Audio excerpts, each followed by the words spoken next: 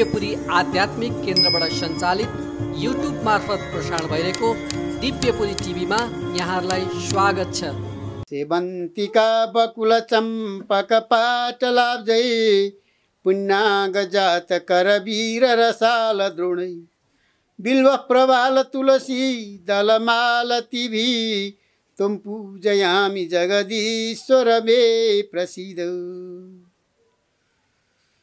नमो गुरुभ्यो गुरुपादुकेभ्यो नमो परेभ्यो परपादुकेभ्यो आचार्य सिद्धेश्वर पादुकेभ्यो नमोस्तु लक्ष्मीपति पादुकेभ्यो। सीतानाथ समारम्भां रामानन्दार्य मध्यमाम् अस्मदाचार्य पर्यन्तां वन्दे गुरु परम्पराम्। भगवत भक्त सज्जनहरू, कार्तिक शुक्ल एकादशीको कथा अब प्रारम्भ हुन्छ। कार्तिक शुक्ल एकादशीको कथा सुनाइन्छ। ब्रह्माजीले भन्नुभयो, हे मुनिहरूमा श्रेष्ठ नारद ऋषिलाई ब्रह्माजीले भन्नुभएको यो प्रबोधिनी एकादशीको व्रतको महात्म्य सारा पापलाई हर्ने र भयभरका पुण्य बढाउने, असल बुद्धि भएकोलाई मुक्ति दिने दिलाउने हुन्छ। त्यसबारे अब तिमी सुन हे विप्रेन्द्र नारद। पृथ्वीमा गङ्गा भागीरथी तबसम्म गर्जन्छन् तबसम्म सारा पाप हर्ने हरिबोधिनीको एकादशी कार्तिकमा आउँदैन। हे नारद, समुद्रका सारा तीर्थहरू र पुण्यदायी तलाउहरू तबसम्म गर्जन्छन् जबसम्म कार्तिकमा विष्णु जागा हुने उनको तिथि हरिबोधिनी एकादशी आउँदैन। हजारौँ अश्वमेध यज्ञ गरेको फल र सयकडौँ राजस्व यज्ञ गरेको पुण्य फल मनुष्यले प्रबोधिनी एकादशीमा गरेको एउटै उपवासले प्राप्त गर्दछ। नारदले भने, दिनमा एक छाक मात्र खानाले के पुण्य हुन्छ, रात्रि मात्र खानाले के पुण्य हुन्छ, अथवा खाँदै नखाई उपवास गर्नाले के पुण्य हुन्छ? हे पितामह, त्यो कुरो मलाई बताइबक्सोस्। ब्रह्माले भन्नुभयो, एक छाक मात्र खानाले एक जन्मको, राति मात्र खानाले 2 जन्मको, पुरा रात उपवासले गर्नाले 7 जन्मदेखि जम्मा भएको पाप नाश हुन्छ। हे पुत्र नारद, जुन वस्तु दुर्लभ छ, जुन पाइँदै नपाइने छ र जो तिनी लोकमा देखिँदैन र आफूले चिताउँदै नचिताएका वस्तु पनि हरिबोधिनी एकादशीले दिन्छ। मेरु र मन्दराचल जस्ता थुप्रा थुप्रा पापहरू छन्। सारा पाप हर्ने यो हरिबोधिनी एकादशीको एउटै उपवासले खाक हुन्छन्। हजारौँ पूर्वजन्मदेखि कमाएका थुपारिएका जो दुष्कर्म छन् ती सबै प्रबोधिनीमा गरिएको रात्रि जागरणले नै रुवाको राशिलाई आगोले चाहिँ डढाएर भस्मीभूत पारिदिन्छ। हे मुनिश्रेष्ठ, जो जन आफ्नै इच्छाले वा श्रद्धाले विधिपूर्वक प्रबोधिनीमा उपवास रहने काम गर्छ उसले पुराका पुरा कय मुताबिकको पुण्य फल पाउँदछ। जो मनुष्य कय मुताबिक विधिपूर्वक असल पुण्य गर्छ भने हे मुनिहरूमा श्रेष्ठ नारद, त्यो पुण्य थोरै भए पनि मेरु पर्वत जत्रो ठुलो फल दिनेवाला हुन्छ। हे नारद, जो जन विधिहीन भएको मनमाना पुण्य कर्म गरेर भलै मेरु पर्वत जत्रो ढेर लगाओस् त्यसले एक रत्ती पनि त्यस धर्मको फल पाउँदैन। आफू खुसी गरेर हुँदैन, विधिपूर्वक गर्नु। सन्ध्या नगर्ने, व्रतका नियम भङ्ग गर्ने, ईश्वर नमान्ने, नास्तिक, वेदको निन्दा नगर्ने, धर्मशास्त्रको खण्डन गर्ने यस्ता पापी शरीरमा धर्म रहँदैन। यिनीहरूका शरीरमा धर्म हुँदैन। जे पनि गर्छन् विधर्मी भन्दछन्। त्यस्तै अर्काकी स्त्री भोग गर्ने, पटमूर्ख, कृतज्ञ, उपकार गरेको नठान्ने, मास, ठग जन जो छन् यस्ता प्राणीका शरीरमा पनि धर्म रहन सक्दैन अथवा टिक्न सक्दैन। ब्राह्मण होस् अथवा शूद्र होस्, अर्काकी स्त्री गमन गर्दछ भने विशेष गरेर परस्त्री ब्राह्मणलाई गमन गर्ने दुवै चाण्डाल तुल्य हुन्। परस्त्री सद्भा होस्, विधवा ब्राह्मणलाई यदि ब्राह्मणै पनि गमन गर्छ भने हे मुनि शार्दुल नारद, त्यो वंशै सहित नाश हुन्छ, अर्थात् त्यसको अप्ताली पर्दछ। जो अधम ब्राह्मण अर्काकी स्त्रीलाई गमन गर्छ त्यसको सन्तान हुँदैन र जन्मभरि कमाएको पुण्य पनि रहँदैन। गुरुका साथमा ब्राह्मणका साथमा जो जन घमण्ड गरिरहन्छ त्यसको पुण्य कर्म तुरुन्तै नाश भएर जान्छ र यस्तो जन जीवनमा धन वा सम्पत्ति प्राप्त गर्न सक्दैन। सदाचार नगर्ने मानिसहरूको वेश्यागमन गर्ने, पुरुषहरूको तथा दुष्टको सङ्गत वा सेवा गर्ने त्यस्ता मनुष्यको मुख देख्ने बित्तिकै धर्मले मुन्टो बटार्दछ।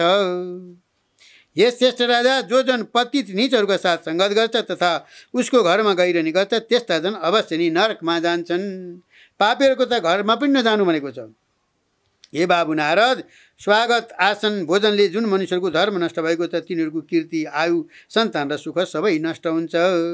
जो अधम मनुष्यहरू साधुहरूको अपमान गर्छन्, त्रिवर्ग धर्म अर्थ कामका फल हीन रहित भएका छन्, नरक रूपी आगोले डढाइन्छन् त्यस्ता जनहरू। जो अधम मनुष्यहरू साधुहरूको अपमान गरेर रमाउँछन्, जो मूर्खहरू त्यस्ता अपमान गर्नुलाई रोक्दैनन्, त्यस्ता ती मनुष्यहरूले नै आफ्नो कुल नाश भएको देख्दछन्।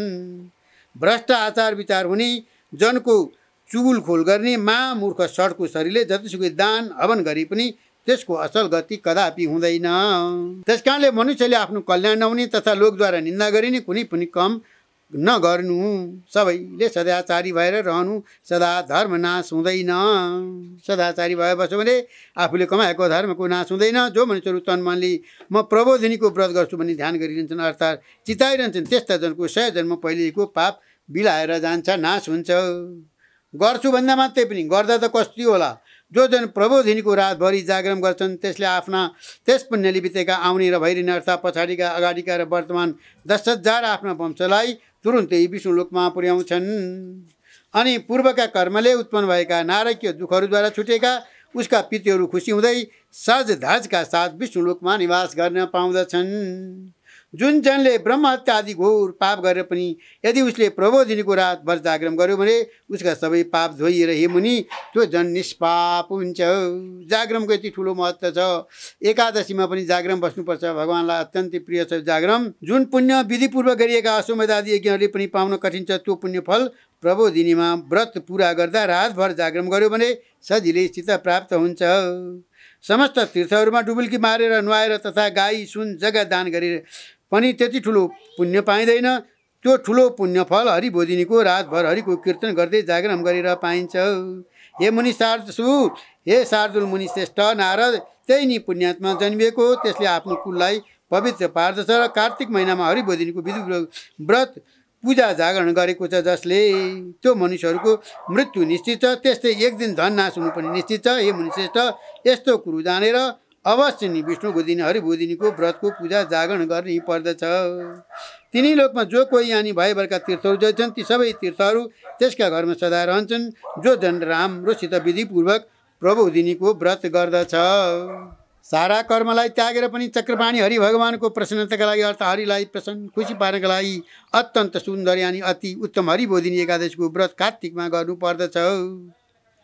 त्यही जन ज्ञानी हो, त्यही जन योगी हो, त्यही जन तपस्वी हो, त्यही जन जितेन्द्र हो। मृत्युलोकको सुख भोग र मरेपछि मोक्ष पनि त्यसैको रहन्छ जसले हरिबोधिनीको व्रत गर्दछ। धर्मको सार अर्थात् धर्मको तत्त्वलाई दिनेवाली यो हरिबोधिनी एकादशी विष्णु भगवानको अत्यन्त प्रिय छ। जीवनमा एकपल्ट पनि यसको व्रत गर्यो भने त्यो मनुष्य मुक्तिको भागी हुन्छ। हे नारद, प्रबोधिनीको व्रत गरेपछि त्यो व्रत गर्नेले फेरि गर्भमा प्रवेश गर्नु पर्दैन। त्यसकारण अरू सबै धर्मलाई छोडेर पनि त्यस दिन हरिबोधिनीको व्रत मनुष्यले गर्नु पर्दछ। कर्मले मनले वचनले जुन पाप आजसम्म थुपारेको छ प्रबोधिनीमा जागरण गरी हुँदा गोविन्द भगवान्ले त्यसलाई बढाइदिनुहुन्छ। भगवान्लाई जागरण चाहिँ त्यति प्यारो छ। हे बाबु नारद, हरिबोधिनी एकादशीमा जनार्दन भगवानको उद्देश्य गरेर अर्थात् उहाँको नाममा मनुष्यले जो स्नान दान जप होम आदि गरिन्छ त्यो सब अक्षय भनेको ननासिनी हुन्छ। जो मनुष्यहरू हरिबोधिनीको व्रत बसेर त्यस दिन भक्तिपूर्वक माधव भगवानको पूजा गर्दछन् ती जनहरू 100 जन्मदेखि थुप्रिँदै आएका पापबाट छुट्दछन्। हे पुत्र नारद, यो अत्यन्त ठुलो व्रत ठुला पापहरूका समूहलाई पनि नाश गरिदिन्छ। तसर्थ विष्णुको जागा हुने दिन हरिबोधिनी एकादशीको दिन विधिपूर्वक सबैले उपवास व्रत बस्नै पर्दछ। त्यस व्रतद्वारा भगवान् जनार्दनलाई सन्तुष्ट पारे त्यो व्रती मनुष्य सारा दिशालाई झललल्ल पार्दै हरि भगवानको धाममा खट जान पाउँदछ। हे ऋषि श्रेष्ठ, हे नारद, कार्तिकमा पर्ने प्रबोधिनी एकादशीलाई कान्ति वा कीर्ति चाहने मनुष्यले परिश्रमपूर्वक पनि यसलाई गर्नु पर्दछ।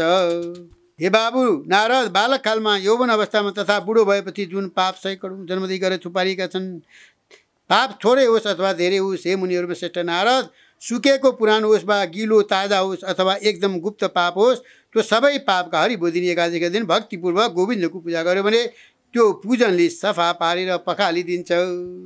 त्यस एकादशीको व्रत बसेर हरिको पूजा गर्नेलाई हरिबोधिनी एकादशीले धनधान्य थपारिदिन्छन्, पुण्य बढाइदिन्छन्, ठुला ठुला पाप हटाइदिन्छन्। यदि कसैले भक्तिपूर्वक त्यसको उपासना गर्यो भने त्यसलाई कुनै कुराको दुर्लभ हुँदैन। चन्द्र सूर्यको ग्रहमा गरिएका दान ध्यान जपको जो फल बताइएको छ, प्रबोधिनीमा रात्रिमा जागरण गर्नाले त्यसको 1000 गुणा बेसी फल पाउँदछ भनिएको छ। प्रबोधिनीमा जो स्नान दान जप होम स्वाध्याय र हरिको पूजा गरिन्छ त्यो सब अघि पछिको भन्दा करोड गुणा बराबरको पुण्य दिने हुनेछ। जन्मदेखि मनुष्यले जो पुण्य सञ्चय गरेको छ त्यो सब पुण्य यदि उसले हरिबोधिनीको व्रत गरेन भने बेकार हुन्छ, त्यसको केही काम छैन। जो मनुष्य विष्णुको व्रत पूजा आजा नगरिकन कार्तिक महिना बिताउँछ उसले जन्मदेखि आर्जन गरेका पुण्यको फल हे नारद पाउँदैन।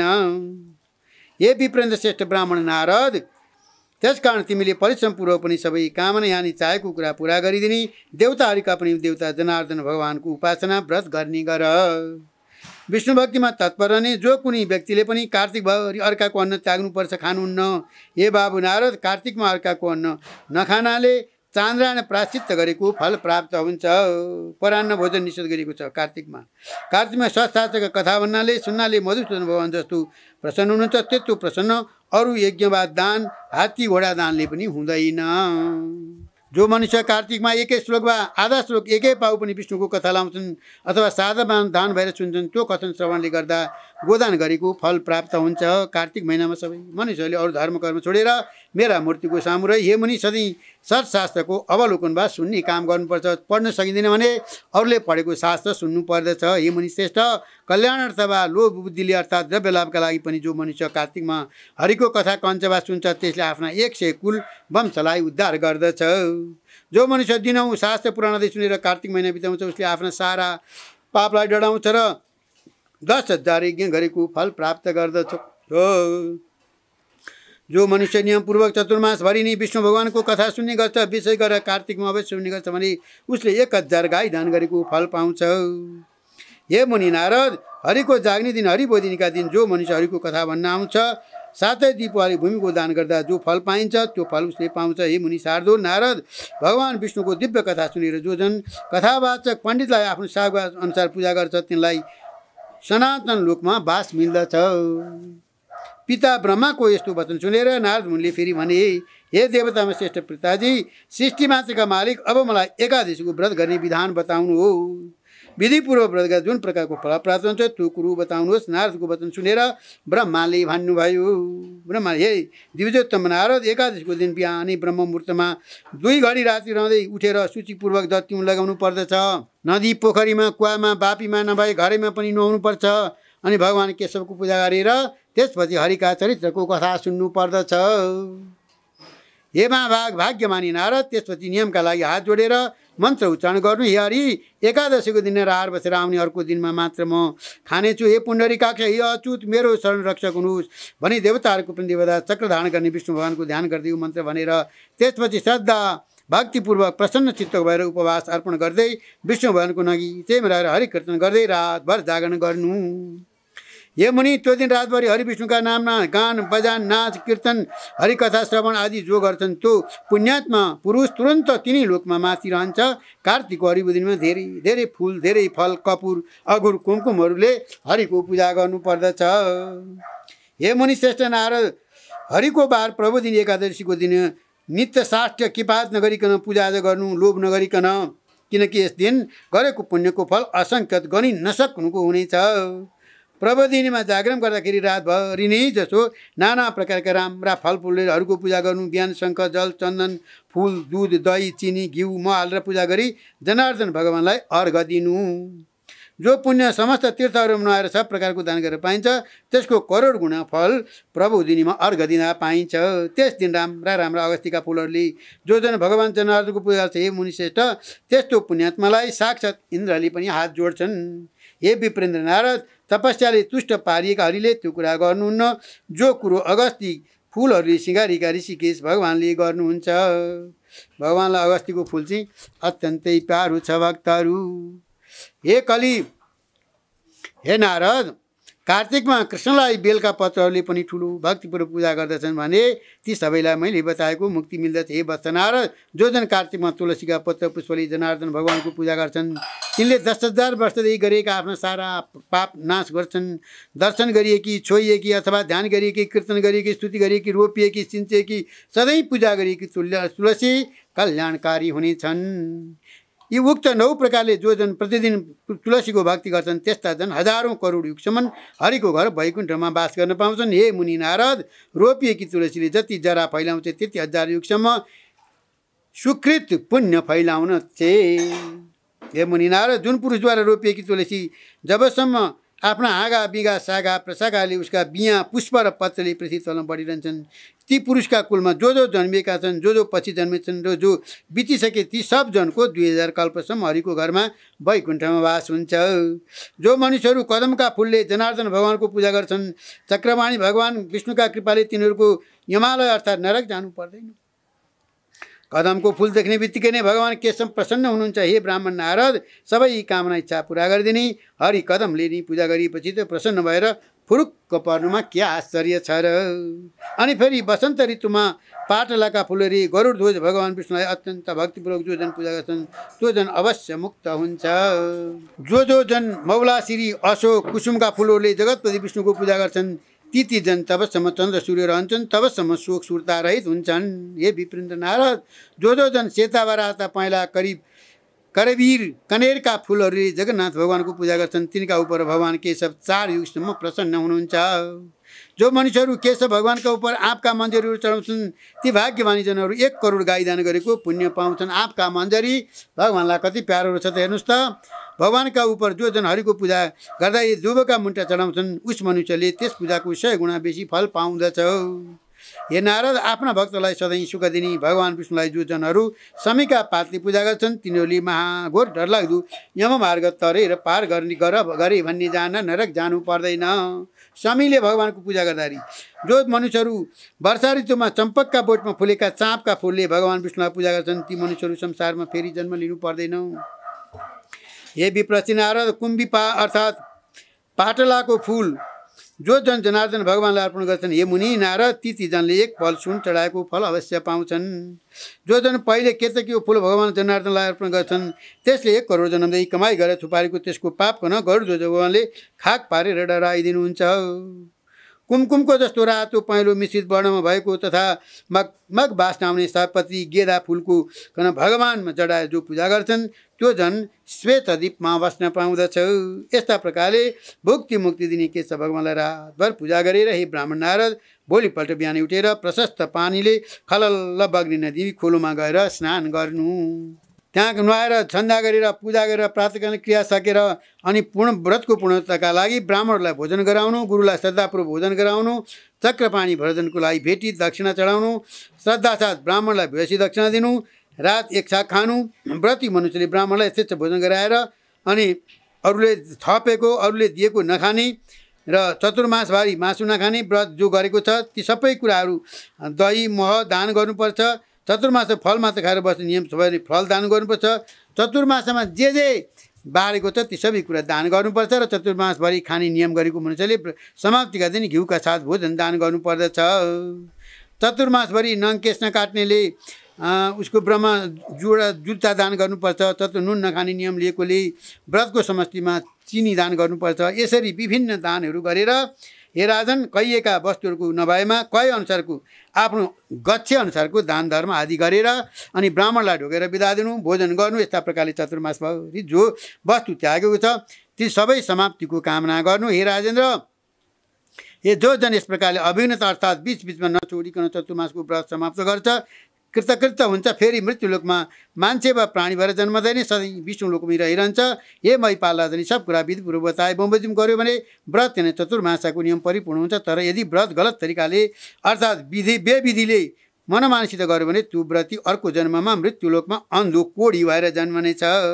हे राजन युधिष्ठिर, यहाँ तिमीलाई जो कुरो सोध्यौ सारा कुरो तिमीलाई मैले बताएँ। यो मैले तिमीलाई सुनाएको 24औँ एकादशीको महात्मा जो जन कार्तिकभरि पाठ गर्छ अथवा कथा वाचन पवित्र समय ब्राह्मणद्वारा सुन्दछ उसले 1000 गाई दान गरेको पुण्य फाल पाउँछ। एकादशी महात्म्य एकदेव कृत नेपाली टिकायम चतुर्विंश उत्सव श्रीकृष्ण गोविन्द हरे मुरारे हे नाथ नारायण वासुदेव अनन्त वैकुण्ठ मुकुन्द कृष्ण गोविन्द दामोदर माधवीति हरे नमः श्री परमात्मने नमः। थप भिडियोहरूको लागि हाम्रो च्यानल सब्स्क्राइब गर्नुहोस् र छेउमा रहेको बेल आइकन पनि दबाउनुहोस्।